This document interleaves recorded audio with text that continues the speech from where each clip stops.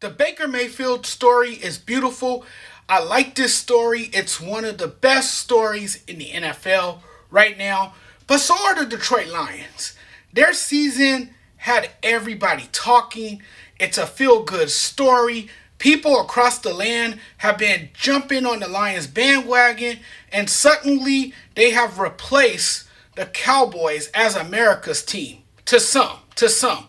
But I can say with certainty that Mayfield's redemption is truly a great sports story. I mean, why wouldn't it be? I'm invested in it, and I've had nothing but great things to say about him. And as we all know, every storybook eventually reaches the final chapter, and unfortunately, I think it comes to an end for Tampa Bay. This unexpected run has been incredibly impressive, but I think the team's run will come to an end on Sunday. They're playing a very good football team, folks. And to be honest, this is not a very good Bucs team. I mean, they're in the playoffs, yeah, but they're not as good as the Lions. Jared Goff's looking pretty confident, especially at home. He looks like an elite quarterback and shows that he performs better when playing at home. Tampa is awful against good defenses, and I believe Tampa this year was 2-5 against playoff teams, if I'm correct. If I'm not, please correct me. I can genuinely see this being a high-scoring game, and I think Tampa can hang with the Lions, but they won't beat them. It should be an epic one. I respect Baker Mayfield a ton for what he's accomplished this year. Mad respect. It's a nice story. Again, I will say that. We all know he's trying to make up for his own failures and shortcomings. We know what he's been through throughout his career. When you have a quarterback who has flourished as Tom Brady's successor with Tampa Bay, and a quarterback who has battled rib and ankle injuries, coming off a night where he threw for 337 yards and 3 touchdowns in a dominant win over the Eagles, that's huge. All right? That says a lot about Baker Mayfield.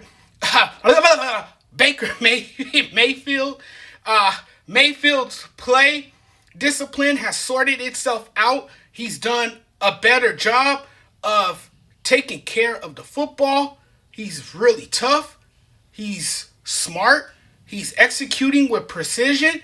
And while I think he's anywhere near where he can be, I don't think his presence alone is good enough to be the reason the Bucs win. I just don't see the Bucs winning, not against the Lions at home. The Lions are clearly the better team. I just think overall the Lions are the better team.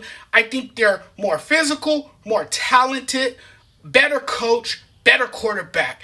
And that's kind of who the Lions are, right?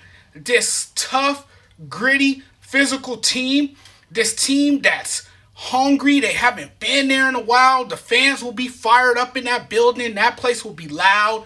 You have a coach in Dan Campbell who has all the traits you want in a head coach: intelligence, great communication, great ability to lead, recognizes the talents and personalities of his players. And everything I hear, players love playing for Dan Campbell. His coaching style has evolved around Goff. And since being in Detroit, Jared Goff has unlocked his capabilities playing under a guy like Dan Campbell and has showcased his true arm talent. I think he continues the run he's been on.